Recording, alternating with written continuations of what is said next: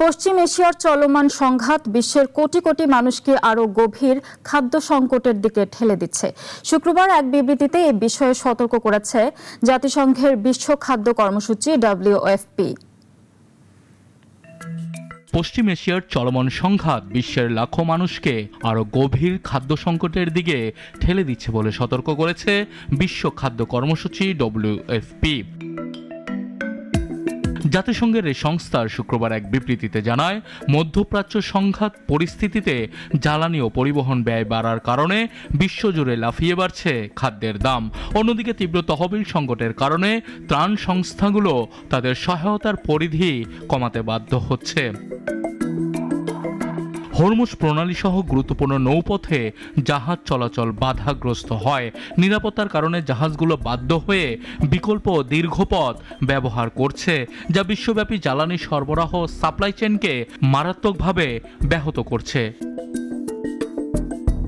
WFP মার্চে পূর্বাভাস দিয়েছিল, জুন পর্যন্ত অপরিশোধিত তেলের দাম ব্যারেল প্রতি $100 আশেপাশে থাকলে বিশ্বের প্রায় 4,50,00,000 মানুষ তীব্র খাদ্য নিরাপত্তাহীনতার মুখে পড়তে পারে। সংস্থাটি বলছে, তাদের সে আশঙ্কাই এখন বাস্তবে রূপ নিতে শুরু করেছে।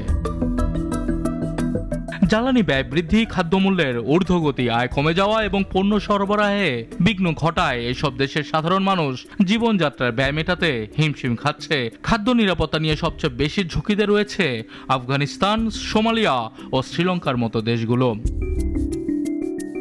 WFPর তথ্য বলছে, 2026 সালে সোমালিয়ায় প্রায় 65 লাখ মানুষ তীব্র খাদ্য সংকটের মুখে পড়তে পারে, যা দেশটির মোট জনসংখ্যার প্রায় 1/3। অন্যদিকে আফগানিস্তানে এই সংখ্যা পৌঁছাতে পারে 1,74,00,000-এ। জ্বালানির মূল্য বৃদ্ধির কারণে আফগানিস্তানে ত্রাণ পরিবহনের খরচ 5 গুণ পর্যন্ত বেড়েছে। আগে যেখানে 10 দিন সময় লাগতো, সেখানে এখন 75 দিন পর্যন্ত সময় লেগে যাচ্ছে। সানি আহমেদ, নাগরিক।